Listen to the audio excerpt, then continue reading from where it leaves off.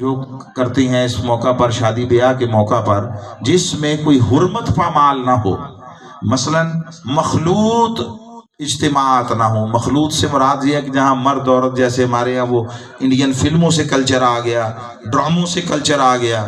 اب چونکہ ڈراموں کا پورے معاشرے پر ایک پورا امپیکٹ ہے، اثرات مرتب ہوتے ہیں، ہم اس سے جو ڈرامے ہیں ہم اس سے متاثر ہوتے ہیں، اور ان کے اندر جو کچھ ہے، لباس ہوتا ہے، بول چال ہوتی ہے، اٹھنے بیٹھنے کے طور طریقے ہوتے ہیں، یہ سب کچھ ہم ڈراموں سے لے رہے ہوتے ہیں اور غیر شعوری طور پر لے رہے ہوتے ہیں۔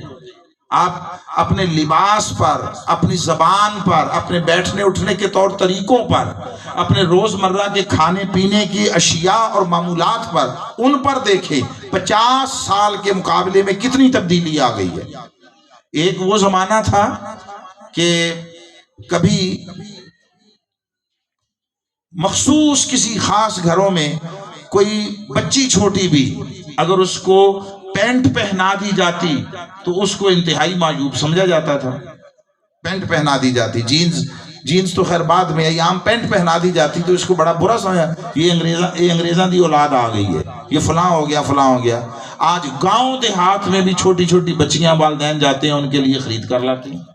طور طریقے تبدیل ہو گئی۔ کیسے تبدیل ہوئے؟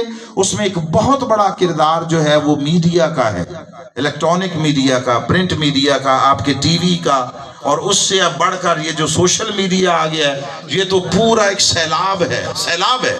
اور یہ جو 6 انچ کی سکرین ہے، اس 6 انچ کی سکرین نے پوری دنیا کو کھول کر آپ کے سامنے رکھ دیا۔ جیسے آپ بازار میں چلے جائیں، بازار میں پوری مارکیٹ ہوتی ہے، دکانیں کھلی ہیں، درجنوں دکانیں ہیں، اس طرح اس نے سب کچھ کھول کے ایک مارکیٹ کی طرح آپ کے سامنے رکھ دیا ہے۔ اب مرضی آپ کی ہے، آپ کس دکان کی طرف جاتے ہیں اور کون سا سودا لیتے ہیں۔ اب وہ پرانا وقت نہیں رہا، نہ مذہبی اعتبار سے نہ خاندانی اعتبار سے، کہ جب لوگ بزرگوں کی بات کے مطابق ہی زندگی گزارتے تھے۔ کہا ادھر نہیں جانا، ادھر دیکھنا نہیں ہے تو دیکھتا کوئی نہیں تھا۔ کوئی مولوی صاحب ہیں، امام صاحب ہیں، پیر صاحب ہیں، انہوں نے کہہ دیا یہ کرنا ہے تو کرنا ہے اور نہیں کرنا تو نہیں کرنا، یہ سب کچھ نہیں رہا۔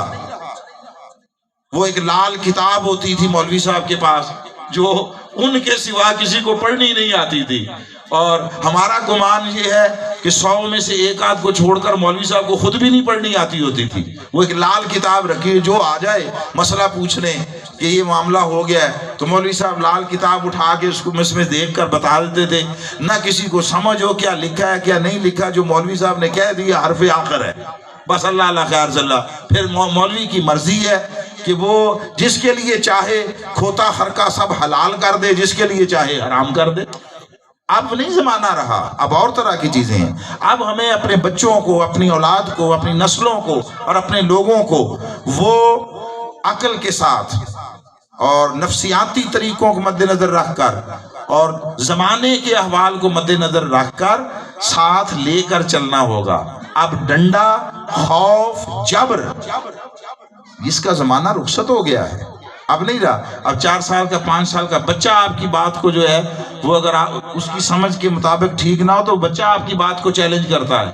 آپ کہیں جو بچہ پہلی دوسری میں پڑھتا ہے جاتا ہے اسکول، اس کو کہیں 2 + 2 5 ہوتا ہے، صبح سے لے کر شام تک بیٹھے رہیں، مجھے اس سے کہلوا کر دکھائیں، وہ چپ ہو جائے آپ کے خوف سے، وہ الگ بات ہے۔ وہ 2 + 2 5 ماننے کو کبھی تیار نہیں ہوگا۔ یہی سارا کچھ ہماری مذہبی زندگی میں ہو رہا ہے اور یہی سارا کچھ ہماری معاشرتی زندگی میں ہو رہا ہے۔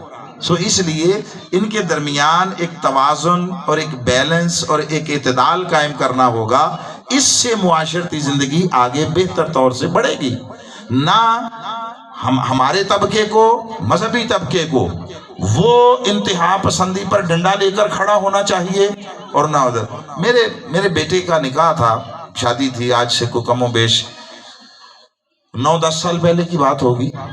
تو ہماری فیملی کی جو بچیاں آئی ہوئی تھی، خواتین، خاص کر بچیاں میری بھتیجیاں وغیرہ اور دوسرے تیسرے اور سارے، تو اب وہ آپس میں خسر پھسر کریں کہ یہ کریں یہ نہ کریں، نہیں چاچو ماریں گے۔ اب وہ چونکہ ایک مذہبی میرا ایک ظاہر ہے کہ میری پہچان ہے ایک سارا کوئی، تو میں نے گزرتے سنا، پہلے انسنا کر دیا۔ میں نے کہا اچھا دیکھتے ہیں کرتی کیا ہیں۔